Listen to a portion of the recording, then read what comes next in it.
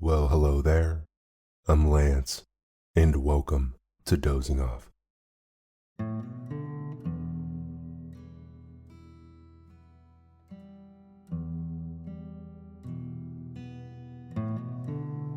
Dozing Off is a podcast where I'm gonna read you to sleep. I'll narrate short stories and classic literature in this deep and relaxing tone to allow you to put your overactive mind at ease and doze off.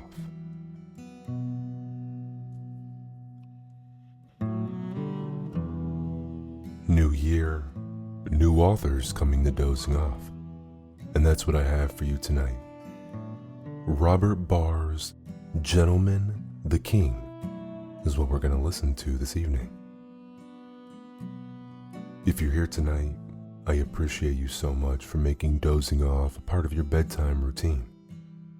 I feel like over the holidays and into the new year, engagement in terms of comments and ratings have gone up so much for the show, and I appreciate you all so much for that. If you leave a comment, I do my best to try to respond to each and every one. If I miss it, I apologize, but keep letting me know what you think of the show. It only helps make it a better bedtime experience for you.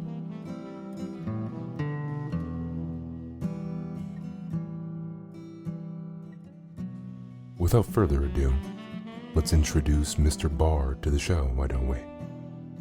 Okay, here we go.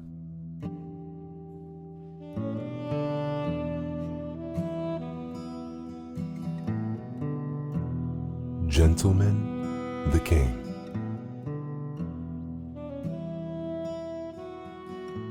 The room was large, but with a low ceiling, and at one end of the lengthy, broad apartment stood a gigantic fireplace, in which was heaped a pile of blazing logs whose light, rather than that of several lanterns hanging from nails along the timbered walls, illuminated the faces of 20 men who sat within. Heavy timbers, blackened with age and smoke, formed the ceiling. The long, low, diamond-paned window in the middle of the wall opposite of the door had been shuttered as completely as possible, but less care than usual was taken to prevent the light from penetrating into the darkness beyond. For the night was a stormy and tempestuous one, the rain lashing wildly against the hunting chalet, which, in its time, had seen many a merry hunting party gathered under its ample roof. Every now and then, a blast of wind shook the wooden edifice from garret to foundation, causing a puff of smoke to come down the chimney, and the white ashes to scatter in little whirlwinds over the hearth. On the opposite side from the shuttered window was the door, heavily barred. A long, oaken table occupied the center of the room, and round this in groups, seated and standing, were a score of men, all with swords at their sides, bearing, many of them, that air of careless hauteur which is supposed to be a characteristic of noble birth.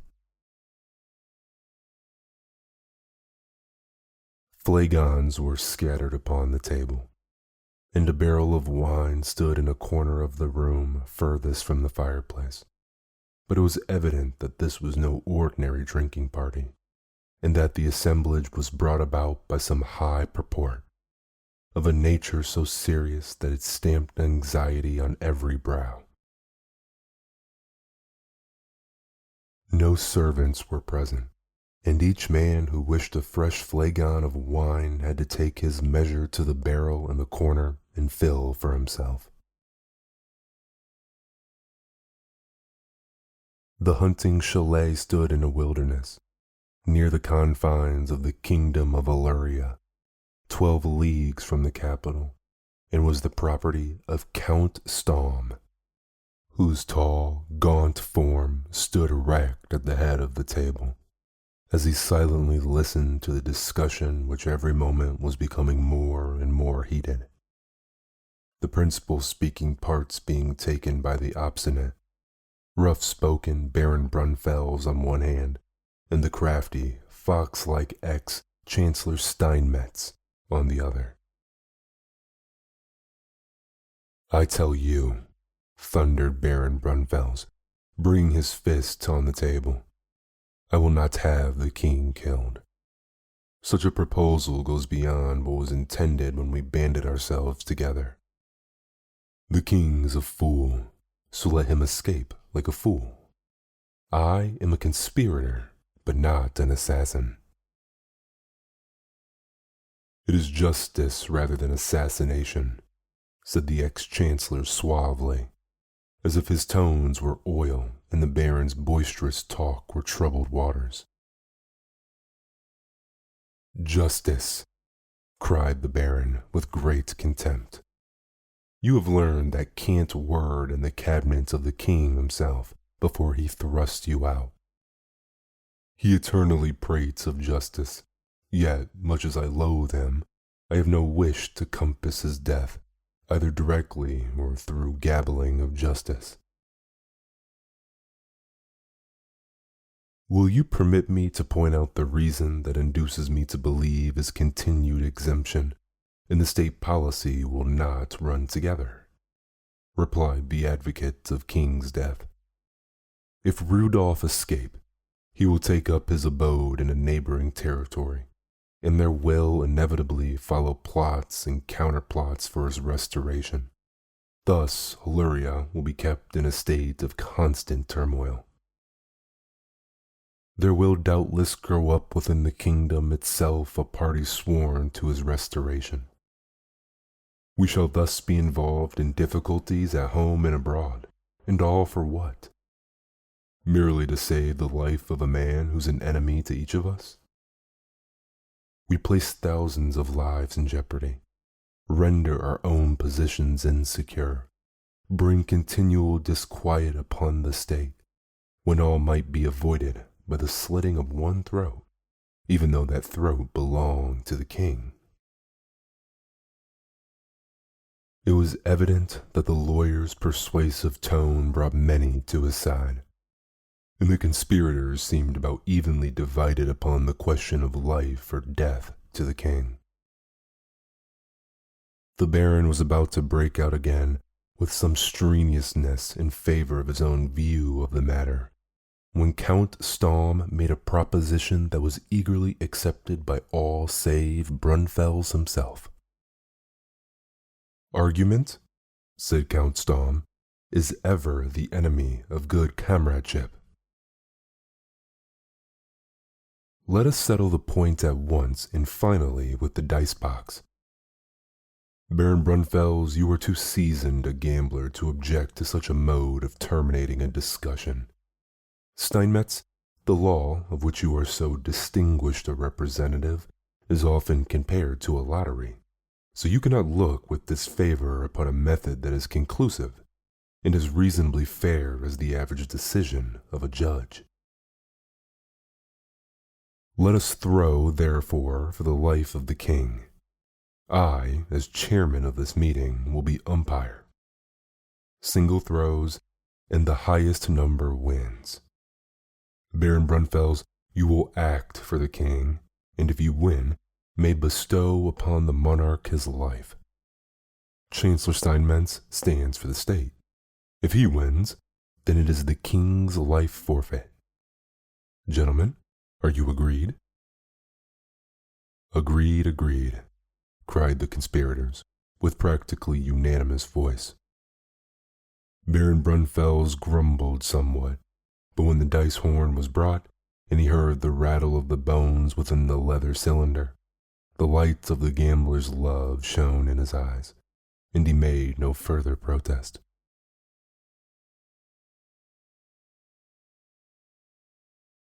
The ex-chancellor took the dice box in his hand and was about to shake, when there came suddenly upon 3 stout raps against the floor, given apparently with the hilt of a sword. Many, not already standing, started to their feet, and nearly all looked one upon another with a deep dismay in their eyes. The full company of conspirators was present. Exactly a score of men knew of the rendezvous, and now the 21st man outside was beating the oaken panels.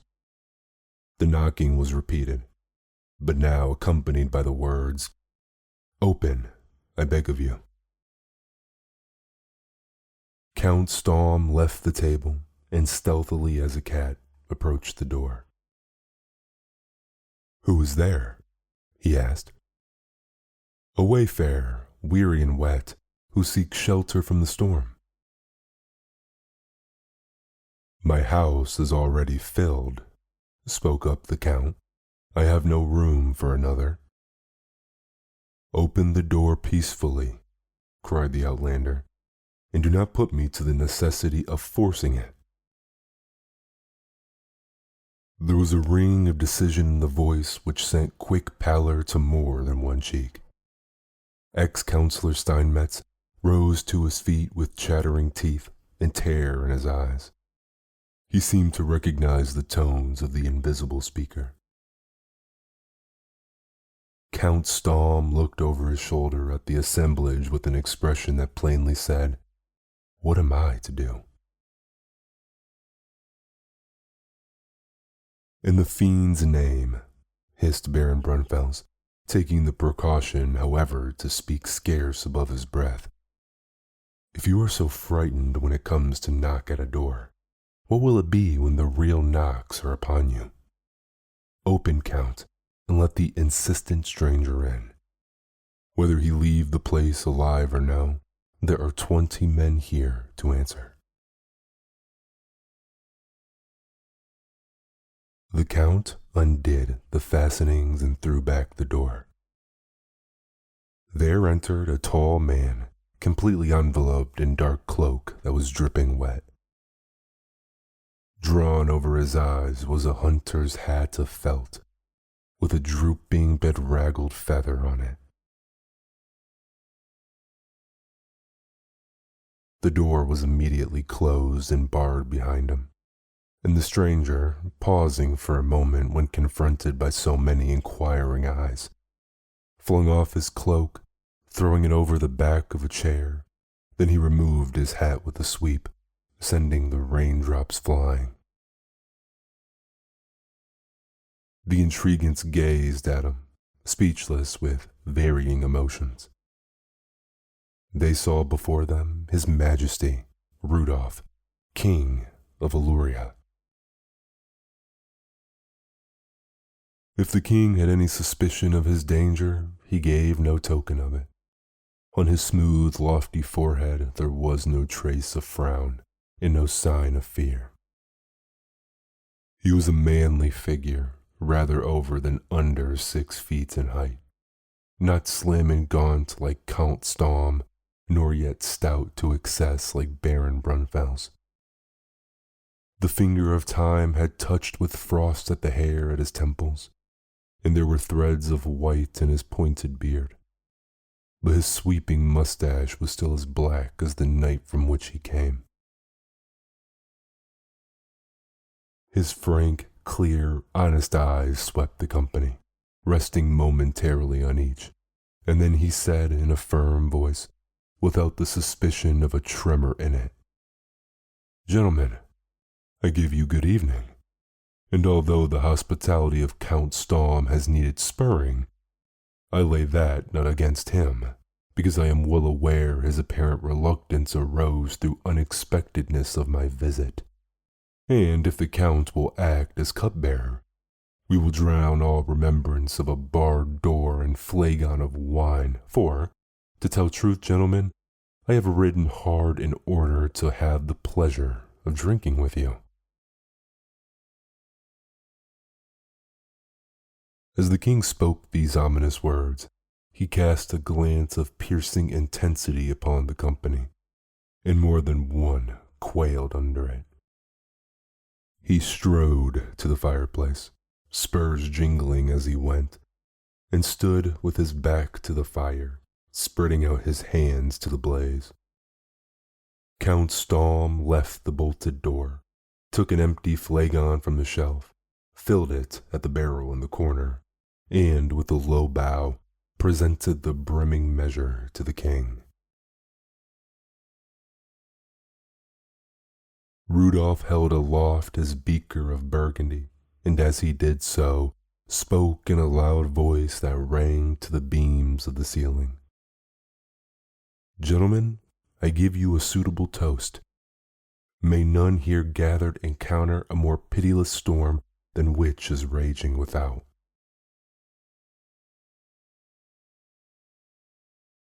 With this, he drank off the wine, and inclining his head slightly to the count, returned the flagon. No one, save the king, had spoken since he entered. Every word he had uttered seemed to be charged with double meaning and brought to the suspicious minds of his hearers visions of a trysting place, surrounded by troops, and the king standing there playing with them, as a tiger plays with his victims. His easy confidence appalled them. When he first came in, several who were seated remained so, but one by one they rose to their feet, with the exception of Baron Brunfels, although he, when the king gave the toast, also stood. It was clear enough their glances of fear were not directed towards the king, but towards Baron Brunfels.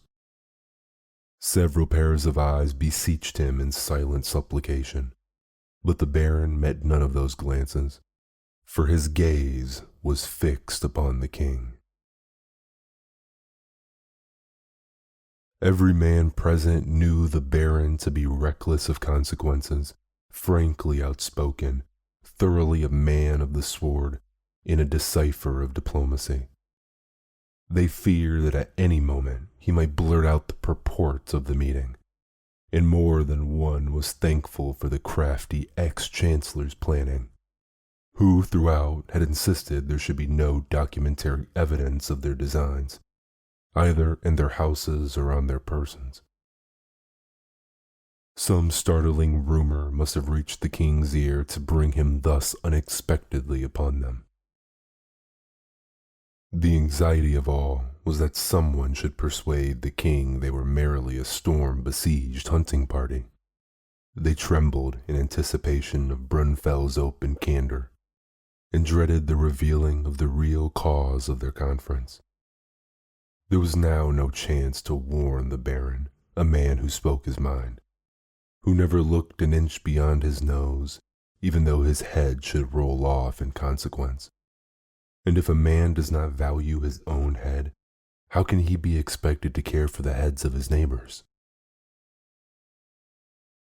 I ask you to be seated, said the king with a wave of the hand. Now, what should that stubborn fool of a baron do but remain standing, when all but Rudolph and himself had seated themselves, thus drawing his majesty's attention directly towards him, and making a quarrel between them well nigh inevitable?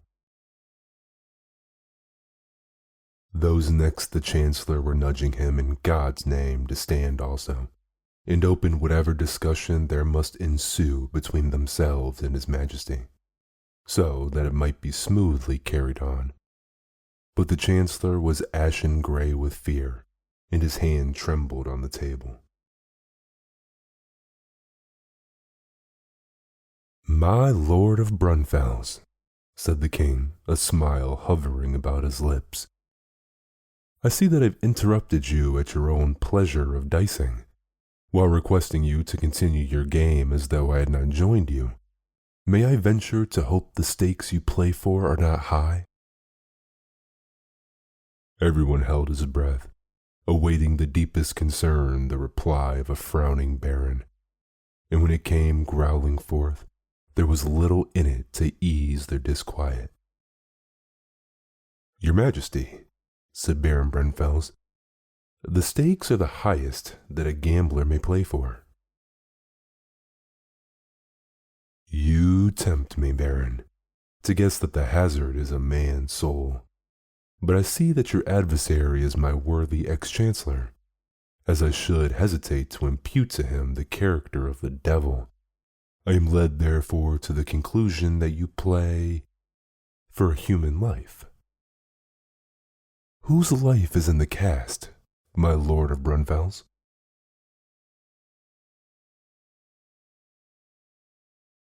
Before the Baron could reply, ex-Chancellor Steinmetz arose with some indecision to his feet.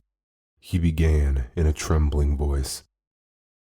I beg your gracious permission to explain the reason of our gathering. Herr Steinmetz, cried the king sternly. When I desire your interference, I shall call for it. And remember this, Herr Steinmetz. The man who begins a game must play it to the end, even though he finds luck running against him. The ex-chancellor sat down again and drew his hand across his damp forehead. Your Majesty, spoke up the Baron, a ring of defiance in his voice. I speak not for my comrades, but for myself. I begin no game that I fear to finish. We were about to dice in order to discover whether your Majesty should live or die. A simultaneous moan seemed to rise from the assembled traitors. The smile returned to the king's lips. Baron, he said, I have never chided myself for loving you, for you were always a bad example to weak and impressionable natures. Even when your overbearing, obstinate intolerance compelled me to dismiss you from the command of my army, I could not but admire your sturdy honesty. Had I been able to graft your love of truth upon my counselors, what a valuable group of advisers might I have gathered around me. But we have had enough of comedy, and now tragedy sets in. Those who are traitors to their ruler must not be surprised if a double traitor is one of their number. Why am I here? Why do 200 mounted and armed men surround this doomed chalet? Miserable wretches would have you to say that judgment be not instantly pressed upon you. I have this to say, roared Baron Brunfels, drawing his sword, that whatever may befall this assemblage, you, at least, shall not live to boast of it. The king stood unmoved as Baron Brunfels was upon to rush him, but Count Stamm and others threw themselves between the Baron and his victim, seeing in the king's words some intimation of mercy to be held out to them. Could be actual assault upon his person be prevented. My lord of Brunfels, said the king calmly, sheath your sword. Your ancestors have often drawn it, but always for and ever against the occupant of the throne. Now, gentlemen, hear my decision and abide faithfully by it. Seat yourselves at the table, 10 on each side, in dice box between you. You shall not be disappointed, but shall play out the game of life and death. Each dices with his opposite. He who throws the higher number escapes. He who throws the lower places his weapons on the empty chair and stands against yonder wall to be executed for the traitor that he is.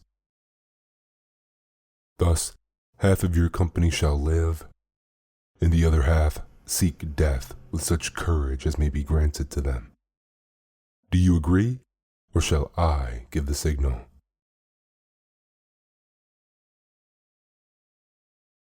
With a unanimous voice they agreed, all except Baron Brunfels, who spoke not. Come, Baron, you and my devoted ex-chancellor were about to play when I came in. Begin the game. Very well, replied the Baron nonchalantly. Steinmetz, the dice box is near your hand. Throw.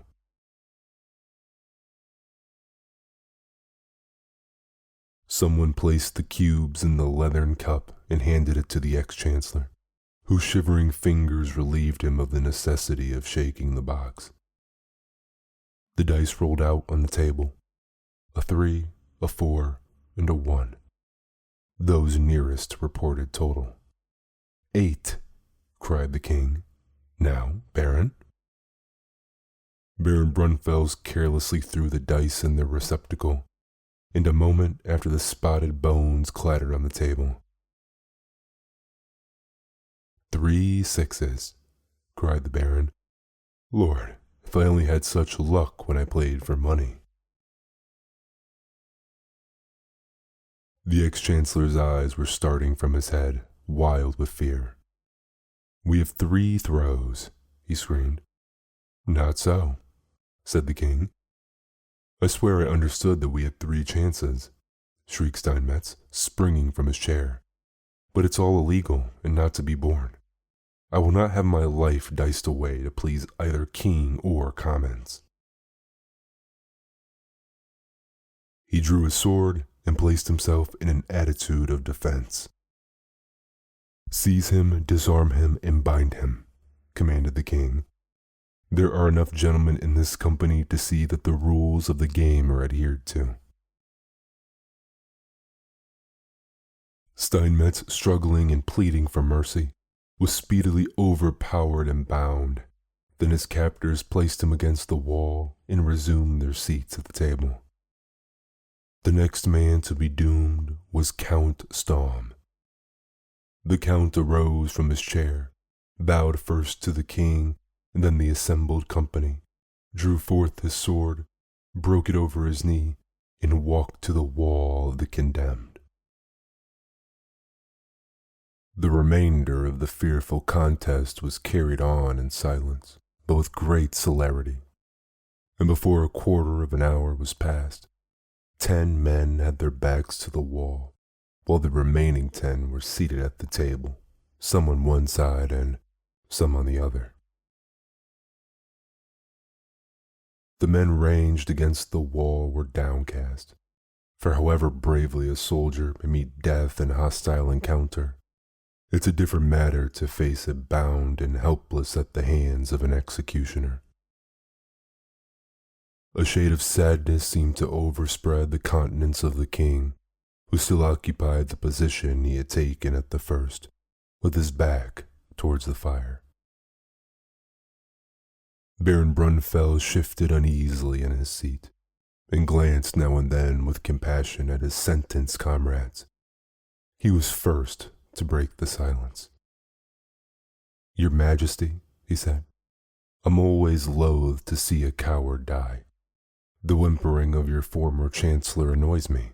Therefore, I will gladly take his place, and give him to life and liberty and you perhaps design for me, if, in exchange, I have the privilege of speaking my mind regarding you and your precious kingship. Unbind the valiant Steinmetz, said the king. Speak your mind freely, Baron Brunfels. The Baron rose, drew sword from the scabbard, and placed it on the table. Your Majesty, backed by brute force, he began, has condemned to death 10 of your subjects. You have branded us as traitors, and such we are, and find so no fault with your sentence, merely recognize that you're present, for the time being, the upper hand. You've reminded me that my ancestors fought for yours, and that they may never turn their swords against the sovereign. Why, then, have our blades been pointed towards your breast? Because, King Rudolph, you are yourself a traitor. You belong to the ruling class and have turned your back upon your order.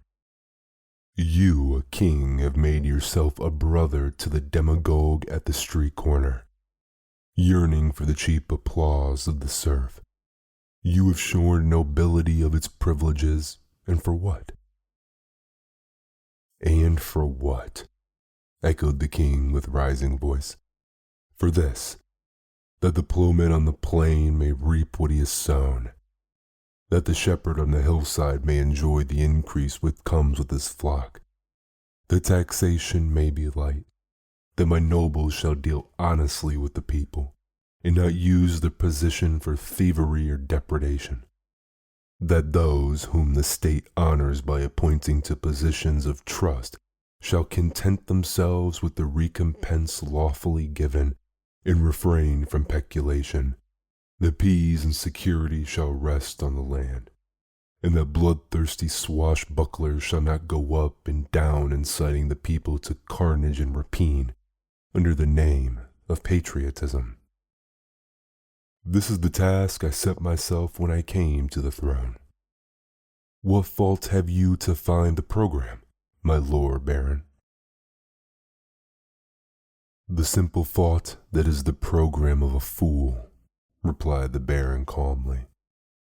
In following it you have gained the resentment of your nobles, and have not even received the thanks of those pitiable hands, the plowman in the valley or the shepherd on the hills. You have impoverished us so that the clowns may have a few more coins with which to muddle and drink their already stupid brains. You are hated in cot and castle alike. You would not stand in your place for a moment, were not an army behind you. Being a fool, you think the common people love honesty, whereas they only curse that they have not a share in the thieving. The people, said the king soberly, have been misled. Their ears have been abused by calumny and falsehood. Had it been possible for me to personally explain to them that good must be ultimately accrue to a land where honesty rules, I am confident I would have had their undivided support, even though my nobles deserted me. Not so, your majesty. They would listen to you and cheer you. But when the next order came among them, promising to divide the moon and give a share to each, they would gather round his banner and hoot you from the kingdom. What care they for rectitude of government? They see no farther than the shining florin that glitters on their palm. When your nobles were rich, they came to their castles among the people and scattered their gold with a lavish hand. Little recked the peasants how as it got, so long as they shared it. There, they said, the coin comes to us and we have not worked for it. But now, with castles deserted and retainers dismissed, the people have to sweat to wring from traitors the reluctant silver, and they cry. Thus it was not in times of old, and this king is the cause of it. And so they spit upon your name and shrug their shoulders when your honesty is mentioned. And now, Rudolph of Illyria, I have done, and I go the more jauntily to my death that I've had fair speech with you before the end. The king looked at the company, his eyes veiled with moisture. I thought, he said slowly, until tonight, that I had possessed some qualities at least of a ruler of men. I came here alone among you, and although there are brave men in this assembly, yet I had ordering of events as I chose to order them, notwithstanding that odds stood 100 against me. I still venture to think that whatever failures have attended my 8 years' rule in Illyria arose from faults of my own, and not through imperfections in the plan or want of appreciation in the people. I have now to inform you that if it is disastrous for a king to act without the cooperation of his nobles, it is equally disastrous for them to plot against their leader. I beg to acquaint you with the fact that the insurrection so carefully prepared has broken out prematurely. My capital is in possession of my fractions, who are so industriously cutting each other's throats to settle which one of 2 smooth-tongued rascals shall be their president. While you were dicing to settle the fate of an already deposed king, I was sentencing you to a mythical death. We were all alike being involved in a common ruin. I have seen tonight more prosperity and flames than all my savings during the last 8 years would pay for. I have no horsemen at my back, and I have stumbled here blindly, a much bedraggled and fugitive, having lost my way in every sense of the phrase.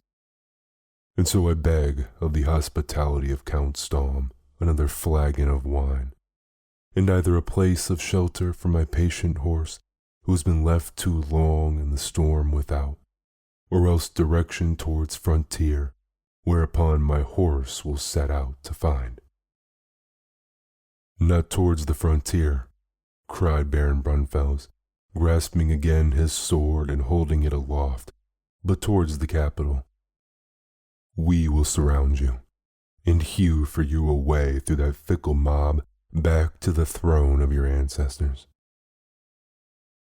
Each man sprang to his weapon and brandished it above his head, while ringing a cheer echoed to the timber ceiling. "The king! The king!" they cried. Rudolph smiled and shook his head. "Not so," he said. "I leave a thankless throne with a joy I found it impossible to express. As I sat on horseback, halfway up the hill of the burning city and heard the clash of arms, I was filled with amazement to think that men would actually fight for the position of ruler of the people. Whether the insurrection has brought freedom to themselves or not, the future alone can tell, but it has at least brought freedom to me. I now belong to myself. No man may question either my motives or my acts.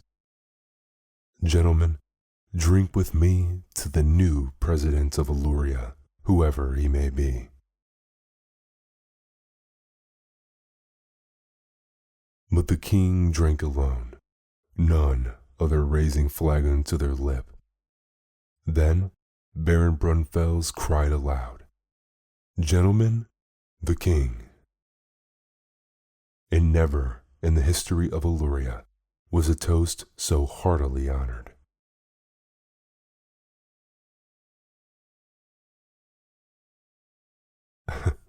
Now that was a fun story. I love those stories where you just get into a flow state. Everything around you isn't even present anymore, and you're just in your head thinking about the story, picturing the people. Whew, the tension that must have been in that room. What a great story, though. Very happy I introduced Mr. Barr to Dozing Off. If you're awake, which you should not be, thank you for being here, and sleep well.